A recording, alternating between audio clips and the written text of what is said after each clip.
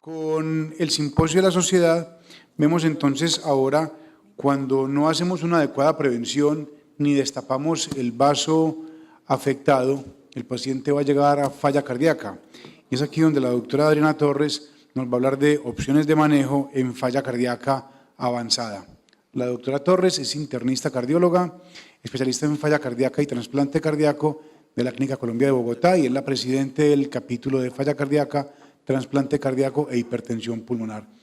Doctora Torres, bienvenida y muchas gracias. Gracias, Juan, por la invitación y pues para mí es un honor estar en compañía de los dos conferencistas previos en este simposio de la sociedad. Mientras nos consiguen el convertidor que se quedó arriba, entonces voy a irles contando más o menos de qué va esta charla, de qué son las opciones de manejo de insuficiencia cardíaca avanzada. Pues primero que todo, como todos sabemos, la insuficiencia cardíaca es una enfermedad crónica que todavía, a pesar de que tenemos muchas opciones terapéuticas, tanto farmacológicas como no farmacológicas, sigue siendo de alta mortalidad, más o menos con una mortalidad en pacientes avanzados que puede alcanzar hasta 50% un año, y en pacientes que están en estadio C puede estar entre el 15 al 20% anual, dependiendo también igualmente del manejo que se le haga. Si ustedes se acuerdan, en el 2005, más o menos cuando salieron las guías anteriores de la American Heart, en la clasificación de la A a la D, hay una gráfica que yo la sigo utilizando a pesar de que es de las guías anteriores, que es esa escalera en donde uno va viendo cómo el paciente en el estadio A es aquel que tiene solamente factores de riesgo hasta el estadio D, que es el paciente que está en falla cardíaca refractaria. Es muy gráfico porque así como uno va escalonando el tratamiento en insuficiencia cardíaca, igualmente el paciente algunos van progresando hasta llegar a un estadio en el cual al parecer uno no tuviera nada más que hacer, sino más que paliarlo, pero en lo que vemos actualmente tenemos opciones tanto no farmacológicas principalmente que nos ayudan de pronto a manejar este tipo de pacientes.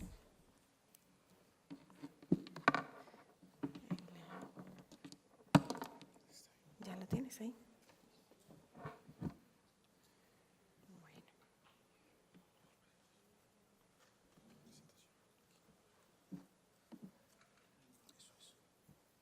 Listo, esta era la gráfica que les estaba comentando. Y así como el paciente va, digamos, subiendo esta escalera que lo lleva ya a un estadio final en donde no tenemos a veces mucho, pareciera no tenemos mucho que hacer, igualmente va decayendo y va reingresando hasta llegar a una fase final en donde pues es una enfermedad que ya sabemos compleja y pues que continúa siendo de alta mortalidad. Primero, pues para definir qué es insuficiencia cardíaca avanzada, porque muchas veces nos llegan remitidos pacientes a la unidad en donde todavía tenemos muchas opciones que hacer antes de decir esta es una falla cardíaca en fase terminal o en estadio D, pues primero que todos debemos saber qué es, ¿no? Es un paciente que está en clase funcional elevada, 3 a 4, persistente, a pesar de estar en manejo médico óptimo, que es lo que primero debemos de determinar para que verdaderamente sea una falla cardíaca avanzada, corresponde pues al estadio D. Ha requerido tratamiento endovenoso con diuréticos o inotrópicos en los últimos 6 meses al menos una vez o una hospitalización por insuficiencia cardíaca, que son ya candidatos a unas alternativas terapéuticas menos convencionales como el trasplante o la asistencia ventricular o entrar en un grupo de cuidado paliativo, y generalmente debemos de tener unos marcadores o unas escalas en donde nos permita calcular la mortalidad y que esta mortalidad, como decíamos, supere el 20% en el próximo año. Y estas son las escalas, puede ser utilizada el Heart Failure Survival Score o el Seattle Score. También el NT-proBNP, que es otra de los marcadores que utilizamos en conjunto con estas para determinar la mortalidad.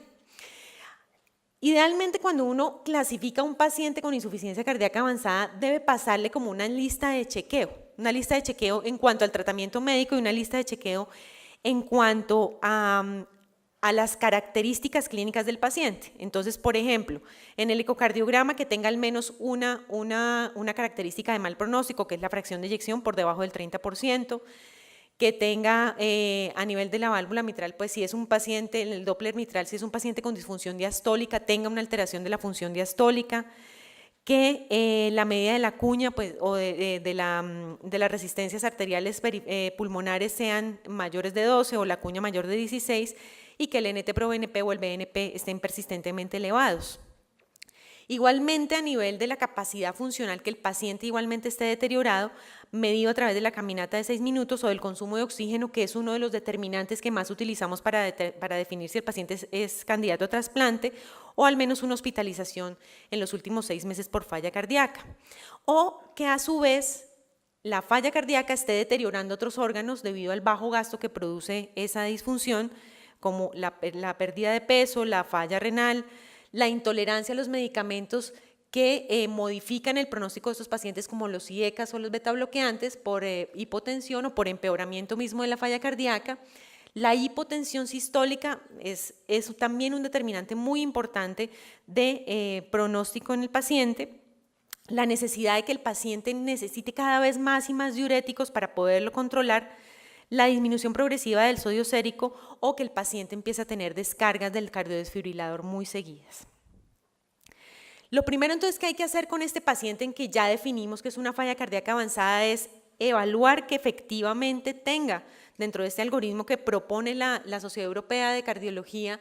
un manejo médico óptimo, que ya hayamos pasado lógicamente por unas dosis máximas de betabloqueantes, por el uso de un IECA o un ARA2 en caso de intolerancia al IECA, que ya hayamos tenido un control adecuado de la frecuencia cardíaca, que ya tengamos un inhibidor de aldosterona puesto en este paciente, que definitivamente no sea candidato a un dispositivo como un cardioresincronizador o un desfibrilador, que no sea candidato a opciones quirúrgicas como revascularización o cambios valvulares y finalmente pues que no sea candidato lógicamente a trasplante de corazón. Cuando ya nos aseguramos de este primer paso, que es el manejo médico óptimo, que requiere de una observación estrecha porque necesitamos titular las medicaciones, pasamos a un segundo paso, que es buscar otras opciones. Dentro de las primeras de ellas está el trasplante. Si el paciente es un candidato para esto, por edad, por comorbilidades, por características psicosociales, debe ser candidato a trasplante. Y si no, ya pasamos a ver qué otras opciones nos quedan, que algunas las tenemos en el país, otras todavía no han llegado, pero seguramente llegarán en un futuro próximo. Algunas no muy próximo, pero otras sí próximo. Entonces vamos a ver cada una de ellas. El trasplante de corazón no les voy a hablar mucho porque pues es más o menos claro quiénes son los pacientes indicados y cómo se realiza, pero sí vamos a ver las opciones nuevas que nos están dando a otros niveles para el tratamiento de la falla cardíaca avanzada. Ya sabemos, y en este círculo de la parte molecular del tratamiento de la falla cardíaca, nosotros estamos como por acá, estamos en el tratamiento médico, en el tratamiento con dispositivos, en el bloqueo del sistema renina-angiotensina-aldosterona, pero no se ha ido a la parte intracelular, a la parte nuclear, a la parte de los microRNAs, que es lo que viene en el futuro del manejo de la terapia génica y la terapia molecular de la insuficiencia cardíaca. Estudios muchos, pero realmente pocos exitosos o que podamos decir tienen un peso tanto epidemiológico como un peso clínico importante. La mayoría de los estudios que se están haciendo en este momento a nivel molecular pues son células madre. Hay algunas digamos de manipulación genética, que uno de ellos es en donde se modula la recaptación de calcio en los pacientes en el retículo sarcoplásmico y este estudio pues me llama la atención porque es un estudio que muestra realmente una disminución de eventos en el paciente, una mejoría de la fracción de eyección, una disminución de los diámetros ventriculares y una disminución del NT-proBNP. Entonces esto digamos que son unos primeros pasos, así también como el uso de células madre sacadas de la misma médula ósea del paciente e implantadas directamente dentro de las coronarias en pacientes postinfarto. No es para falla cardíaca avanzada, por lo menos uno de los estudios que revisé, pero digamos que es una parte del futuro del manejo de la falla cardíaca avanzada. Otra parte es mirar y muchos nos vemos abocados a ver pacientes que hacen resistencia a los diuréticos. La resistencia a los diuréticos es un problema que comporta una comorbilidad que es el síndrome cardiorrenal, en donde muchas veces usamos dosis altísimas de furosemida o bloqueo tubular y el paciente persiste con signos de retención hídrica y nos toca pasarnos a estrategias más invasivas de la mano de nefrología y muy probablemente a futuro no tan de la mano de nefrología, sino también cardiología de falla cardíaca realizará ultrafiltración venovenosa con dispositivos cada vez mucho más pequeños, más portátiles, que se pueden utilizar en unidades ambulatorias de manejo de pacientes con falla cardíaca. El estudio, digamos, por excelencia es el estudio ONLOAD, en donde se compara dosis altas de diuréticos con ultrafiltración venovenosa, con este tipo de dispositivos que son más pequeños, más portátiles, en donde se ve que hay una disminución de la rehospitalización, una mejoría en pérdida de peso y en la mejoría de la disnea, que no fue significativa. Y lo que sí se observa es que el paciente que va a ultrafiltración generalmente tiene mayores niveles de creatinina y empeoramiento de la función renal. Otro de los estudios recientes es el uso de diálisis peritoneal ambulatoria para pacientes con falla cardíaca refractaria, en los cuales incluso muchas veces se utiliza el mismo catéter de diálisis peritoneal para hacer drenaje de la ascitis en los pacientes con ascitis refractaria secundaria a insuficiencia cardíaca sin necesidad de hacer paracentesis a repetición. Este estudio español demostró igualmente reducción de las hospitalizaciones e igualmente reducción de la mortalidad por cualquier causa utilizando este tipo de terapias en pacientes igualmente con insuficiencia cardíaca avanzada. Entonces, el manejo de comorbilidades como el síndrome cardiorrenal, o que es una consecuencia de la misma falla cardíaca, también está dentro de las herramientas que podemos utilizar en pacientes con falla cardíaca avanzada. Otro de los problemas que tienen los pacientes con insuficiencia cardíaca avanzada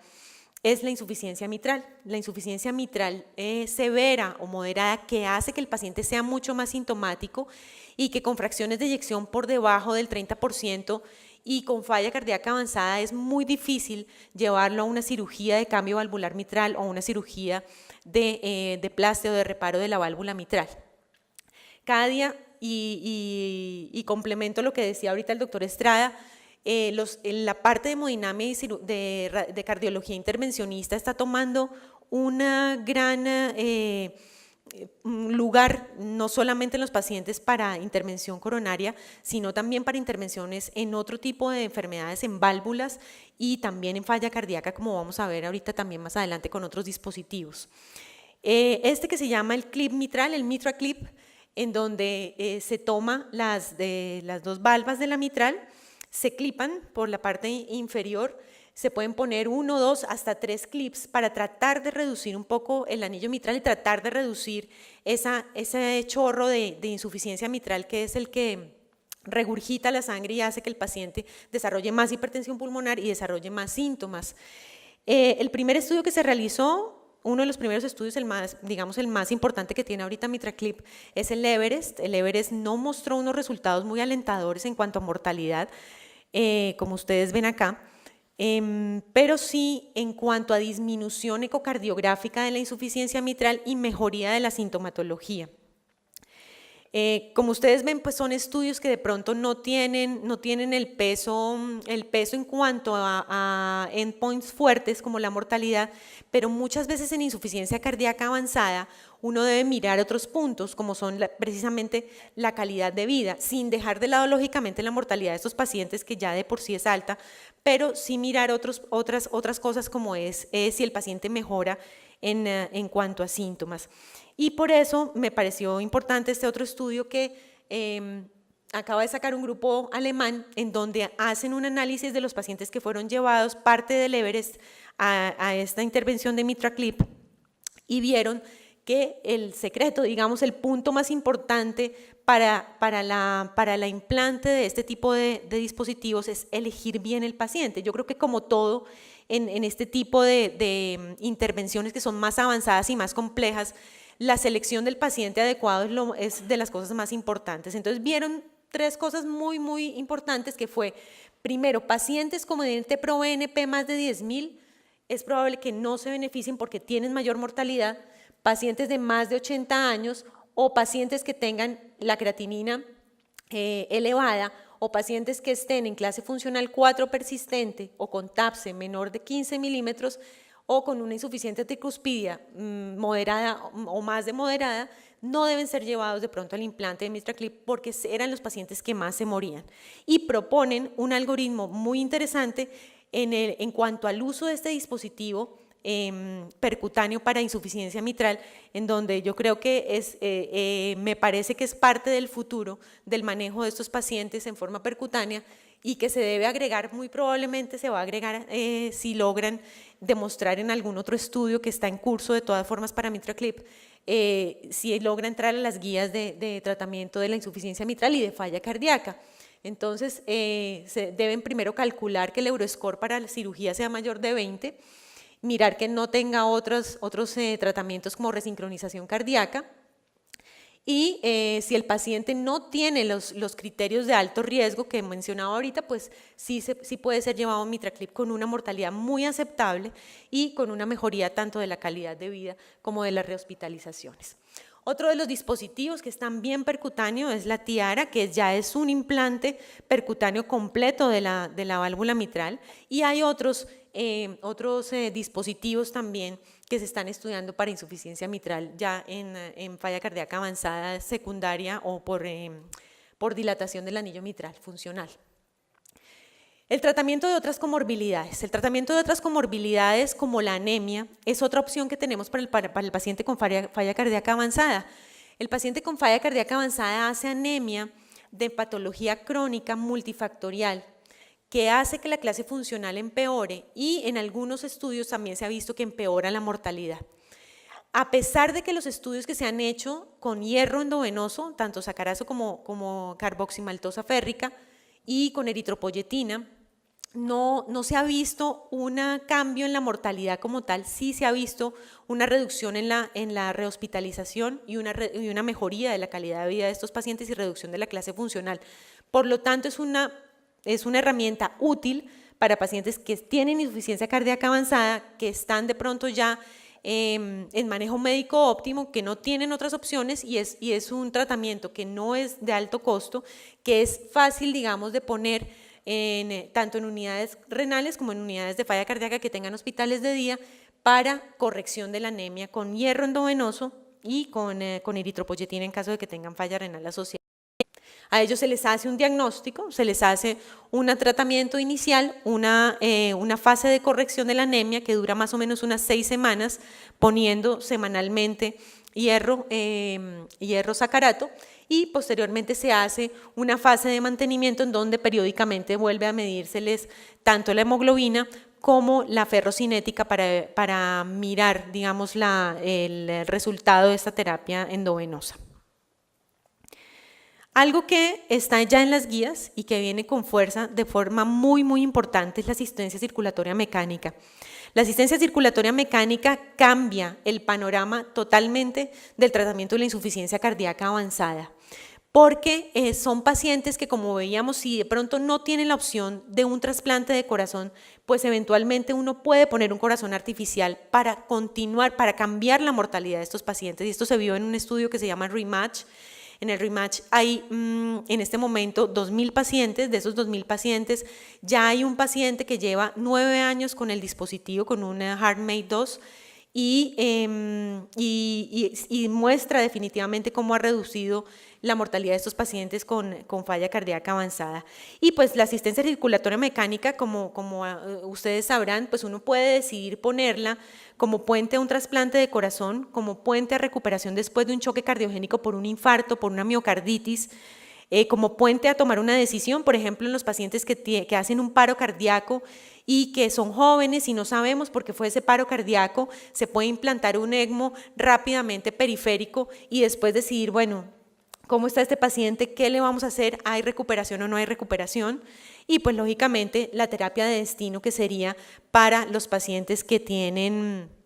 esta insuficiencia cardíaca avanzada sin otras opciones terapéuticas.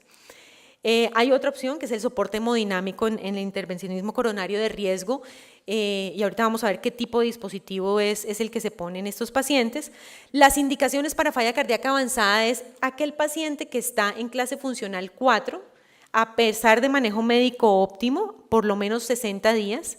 cuya fracción de inyección está por debajo del 25%, con un consumo de oxígeno de menos de 12,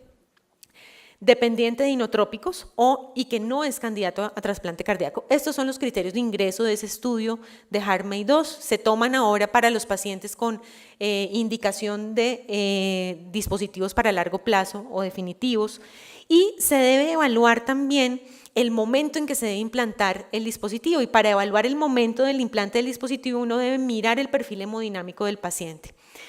Estos 7 perfiles hemodinámicos que define el INTERMAX, que es un registro que lleva la ISHLT, que es el International Society for Heart and Lung Transplantation. Ellos definen estos 7 perfiles hemodinámicos. ¿Para qué? Para que el paciente con falla cardíaca avanzada uno sepa en qué momento tiene que ponerle un dispositivo de asistencia ventricular. El paciente INTERMAX 1 es un paciente que está muy enfermo, que tiene una altísima mortalidad en las próximas 24 horas y que si usted no le pone el dispositivo, pues igualmente va a morir. Tiene una mortalidad del 70-80% intrahospitalaria. No son pacientes de buen perfil para poner asistencias ventriculares, porque a pesar de que uno le ponga la asistencia, si no se recupera, igualmente sigue casi con la misma mortalidad, y se ha visto en este registro el último año, se ve cómo desestiman o no recomiendan el implante de estos dispositivos para este tipo de pacientes. El paciente de perfil 2 es un paciente que declina rápidamente, en donde usted lo tiene ya de pronto con un balón de contrapulsación, con inotrópicos endovenosos, pero persiste con criterios de choque, pero todavía no está perdido como el INTERMAX 1. El 3 es aquel que usted le pone los inotrópicos, pero si se los llega a quitar, otra vez vuelve a los criterios de choque. Entonces, en estos 2 pacientes son los que más se benefician del implante de una asistencia ventricular. Estos están intrahospitalarios siempre. Y de aquí para adelante, el 4, el 5, el 6 y el 7 son pacientes que pueden estar ambulatorios y son pacientes con falla cardíaca avanzada que van y vienen del hospital, o que ve uno en unidades de falla cardíaca avanzada donde al año se hospitalizan una vez, de pronto a veces con requerimiento de inotropía, y que eventualmente no son candidatos a trasplante y necesitan definitivamente pues que se apoye ese corazón de alguna otra forma. Entonces, estas son como las indicaciones y el momento del implante. Pero lógicamente, como son dispositivos de tan alto costo, deben tener unos criterios de exclusión. Entonces, si el paciente ya está en choque cardiogénico muy prolongado con compromiso de otros órganos, pues no se debe implantar. Si la edad es de más de 70 años, se debe considerar, porque generalmente estos dispositivos, como les digo yo, es de alto costo también, y de pronto para mayores de 70 años, toca mirar su estado general y otros factores para poder tomar la decisión. Si el paciente ya está en falla orgánica múltiple, si hay un déficit neurológico significativo no recuperable, si hay enfermedad pulmonar o hepática severa asociadas, si hay un sangrado gastrointestinal reciente, porque estos dispositivos, al cambiar toda la hemodinamia, y ahorita vamos a ver cómo cambian la hemodinamia del paciente, si tienen angiodisplasias o se producen rápidamente angiodisplasias a nivel gástrico y hacen dentro de sus complicaciones es el sangrado digestivo, la sepsis, los carcinomas metastásicos. La superficie corporal es una contraindicación, porque no para todos los dispositivos, para los definitivos sí un poco, porque son dispositivos grandes que de pronto no le quedan a la talla del paciente. Entonces, cada vez se están haciendo dispositivos a tamaño más ajustado, pero lógicamente si no caben en el pecho del paciente no van a poder recibirlo. Condiciones crónicas que hagan que el paciente tenga una expectativa de vida de menos de 2 años, como la falla renal, el EPOC, la enfermedad hepática o la vascular periférica. Factores psicosociales que contraindiquen que un paciente se lleve a su casa un corazón artificial que tiene que estar conectando a la electricidad cada 6 horas, en unas condiciones de su vivienda que permitan que él tenga unas cánulas implantadas, algunas que son externas, hay otras que son internas, pero pues lógicamente esto tiene que estar evaluado por un grupo multidisciplinario, o la incapacidad precisamente pues para mantener el dispositivo en funcionamiento. Para uno elegir el dispositivo, entonces para uno elegir el dispositivo, uno tiene varios criterios. Inicialmente los tipos de soporte se dividen o se clasifican por varios tipos. El de flujo continuo, que son unas centrífugas en donde el flujo pasa a través de las centrífugas como una bomba de circulación extracorpórea, o los sistemas de flujo pulsátil que simulan la función de unos ventrículos. Son pues, pulsátiles neumáticos por el lugar de implantación, que pueden ser paracorpóreos, externos, o intracorpóreos, por el tipo de energía que utilizan, neumáticos o eléctricos, la mayoría ya son eléctricos, uni o biventriculares, es decir, uno puede soportar solamente el ventrículo derecho o el ventrículo izquierdo a necesidad, y la duración del soporte, de corta duración, de días a semanas, o de larga duración, que es de meses a años. Los más utilizados actualmente son los de flujo continuo, en donde uno puede tener una bomba centrífuga como esta. No funciona igual. Bueno, ustedes, este es el sistema de rotación, en donde aquí estas partes verdes son unos imanes que hacen que flote el sistema de centrífuga, y el roce contra la sangre sea mucho menor, de tal forma que la hemólisis y el consumo de plaquetas sea mucho menor, y los sistemas axiales, que son los que ahorita más se están utilizando, estos dos, que son CentriMag Levitronics, y este es el HeartMate 2. El ECMO, que no es de larga duración, es un sistema de corta duración.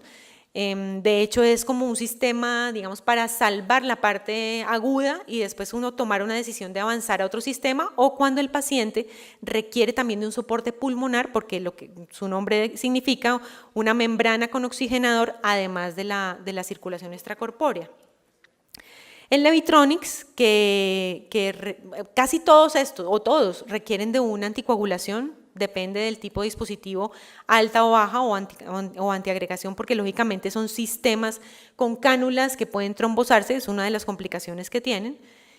y dispositivos cada vez más pequeños, como el hardware, en donde también es un sistema de centrífuga rotacional que se puede poner ventrículo derecho, ventrículo izquierdo, y tiene sus baterías externas, y estas bombas axiales, en donde sus mecanismos de turbina, requieren de tratamiento, pues es quirúrgico, requieren de exposición del corazón y precisan de anticoagulación. Todos los sistemas tienen cánulas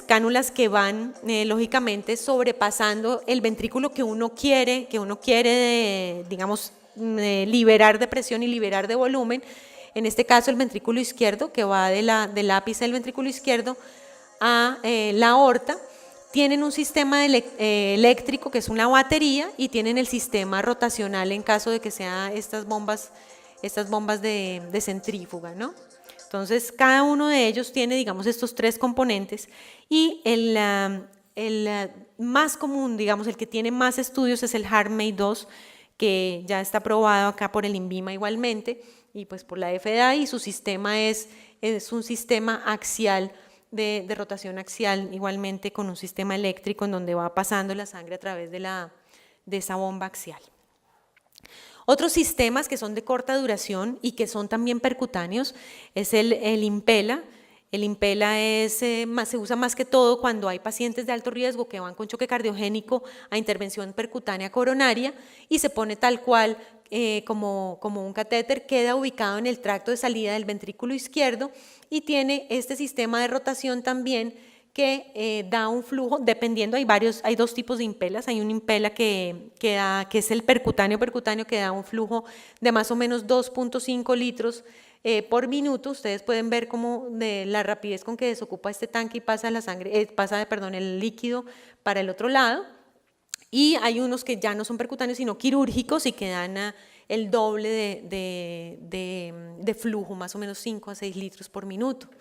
Otros sistemas, los pulsátiles, que cada vez se utilizan menos porque tienen más complicaciones en cuanto a la parte hematológica. La complicación hematológica es la principal. Torate, que son los más antiguos, el Berlin Heart, que son bombas pulsátiles, y el corazón artificial total. ¿Cómo se elige el sistema? De todo esto que uno ve y cada vez ve más y más dispositivos, pues lógicamente que esté disponible en el país donde uno está, qué tiempo lo voy a utilizar, si es de larga o de corta duración, cómo está la función ventricular derecha para decidir si es uni o biventricular, si se exige o no anticoagulación y si el paciente tiene algún trastorno hematológico que lo contraindique, si el paciente va a ser llevado a trasplante después del implante del dispositivo y pues lógicamente que los costos sean permitidos en el sitio donde uno está.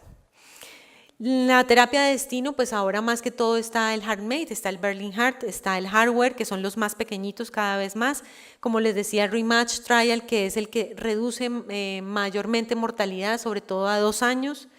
Y pues lógicamente son aparatos que dan una importante calidad de vida en pacientes que ya tenían una falla cardíaca terminal con una mortalidad altísima, 1 año, y que no son candidatos eventualmente a trasplante de corazón. Por ejemplo, personas jóvenes que han tenido cardiomiopatía tóxica por antracíclicos, mujeres que tienen cáncer de seno y que deben esperar un tiempo para determinar su curación y se les implanta este tipo de dispositivos, o miocarditis agudas en donde uno espera una recuperación del paciente. Este ya es un video antiguo en donde el paciente lleva las baterías de su HeartMate, esto es un InCore, perdón, lleva las baterías, el paciente tiene pues las cánulas, no se alcanzan a ver, pero ahí está la parte del dispositivo hacia las baterías. Cada vez las baterías son más pequeñas y la idea es que sean implantables como las baterías de un marcapaso, de un cardioresincronizador, por ejemplo, un desfibrilador. Este es un Levitronix, un paciente que va para trasplante de corazón, el paciente está despierto, está comiendo, se rehabilita y al lado está la consola del dispositivo. Si el paciente finalmente no es candidato a nada de esto, pues uno tiene que pensar en un cuidado paliativo, en un paciente que ya no podemos brindarle nada de lo que vimos anteriormente y en donde sí hay muchos episodios de descompensación que lo llevan finalmente a su muerte y a la etapa final de la vida. Entonces ya vimos que primero hay que optimizar el manejo, buscar otros tipos de terapias, como lo vimos ahorita, y finalmente si hay un deterioro progresivo a pesar de manejo médico, pues se toman decisiones de final de vida, inotrópicos ambulatorios en casa, muy probablemente, elegir el sitio de cuidado final y manejo ya de los últimos días de la vida, con órdenes de no reanimación y desconexión o desactivación del CDI. Para esto se tiene que tener un equipo multidisciplinario. El uso de inotrópicos en estos pacientes no es que esté completamente contraindicado, pero sí hay que tener en cuenta que el uso sistemático de inotrópicos empeora la mortalidad de la falla cardíaca en cualquier momento de la falla cardíaca, sea en el estadio C o en el estadio D. Y pues este uso de inotrópicos que puede ser ambulatorio o que puede ser en casa o en un hospital de día, pues como vemos la mortalidad es altísima, pero que mejoran la calidad de vida. Entonces aquí viene la pregunta del paciente con insuficiencia cardíaca crónica, ¿cómo morir de falla cardíaca? ¿No? Morir hospitalizándose, rehospitalizándose o de pronto morir con algo de mejoría de su disnea en casa y acompañado de su familia. A futuro vienen varios estudios con levosimendan para pacientes terminales, sin embargo, muy probablemente esos estudios queden un poco relegados porque el uso de los aparatos de asistencia ventricular lógicamente ha desplazado el uso de moléculas para inotropía intermitente. Y algo muy importante que es,